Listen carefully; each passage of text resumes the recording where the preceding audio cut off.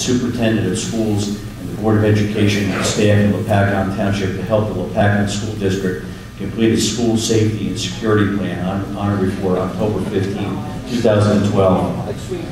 27, the applicant voluntarily agrees to conduct an annual stack test in accordance with the requirements of the New Jersey Department of Environmental Protection.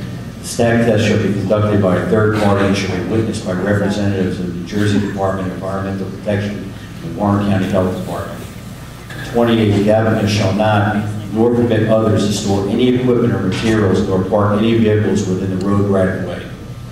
29, the applicant shall sweep the paved areas on Lot 6 in the private road right-of-way as needed to minimize/suppress fugitive dust emissions from the operation. 30, the applicant should submit a copy of the stormwater pollution prevention plan that is to be filed with the DEP to the Township of Lopatcong. That's something that's filed with the Jiffy's permit application. 31. Okay. You want to apply that, right? No.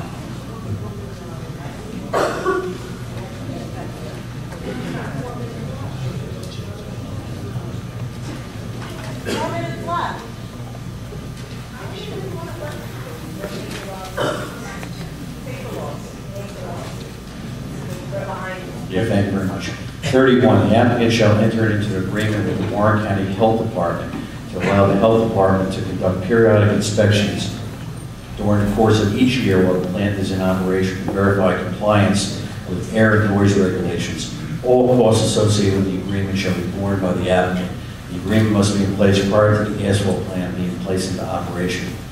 32, the applicant shall establish a website to allow residents to log any noise or dust complaints that they may observe. The applicant must respond to a notice provided by a resident within 24 hours of posting on the website. The website must note NJDEP's hotline number. 34, the applicant shall enter into a developer's agreement for the project with the Township of Lopatcong.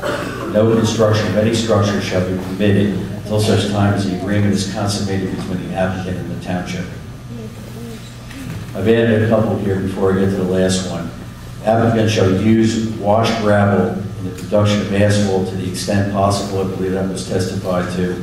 Another one was the applicant shall, to the extent possible, avoid truck trips along the frontage of the school between the hours of 7:30 to 8 and I believe it's 2:30 and 3. I believe that's what I was told by the school. And then lastly, no construction other than limited grading and clearing work approved by the township engineer in February 2012 shall commence until the required plan revisions are completed to the satisfaction of the board engineer. All county approvals or waivers thereof are obtained by the applicant. All off-track easements, if needed, are obtained, approved, and reported. The absence or presence of wetlands letter is obtained. The drainage maintenance agreement is approved and reported. Performance guarantees and inspection fees are posted. The developer's agreement is approved and reported. The applicant attends a pre-construction conference scheduled by the township engineer. So I would submit those items that I just gave to you as possible conditions for both of these approvals that we're looking at tonight. And again, it's based on I think the original suggested conditions as well as an exhaustive review that I made of the record, as well as some discussions that I had with our air quality expert, as well as some other things that I thought were appropriate based on my opinion and experience in this industry. Would you have to make with the applicant submit to those conditions?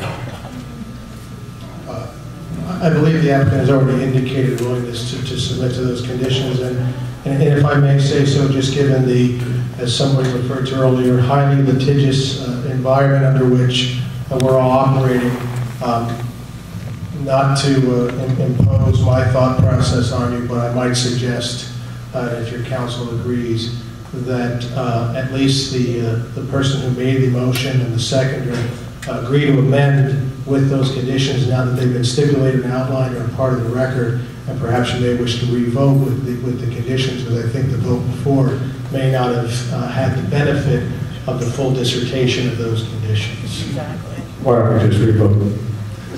we vote for the site plan and conditional use with the conditions that were just read into the record by Mr. Sturgis. Do we hear a motion to approve? Second. Roll call, then, please. Yes, members Cambrine. Yes. Coyle. Yes. Stewart. Wolf. Yes. Chairman Van Lee. Yes. Subdivision and planning variance. Followers.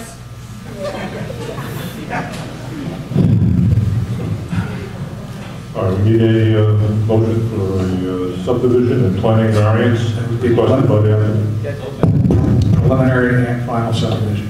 Preliminary and final subdivision. Do I hear a motion? Second. Roll call, Beth, please. Members Cambrine. Yes. Coyle. Yes. Stewart. Wolf. Yes. Chairman Van Lee. Yes.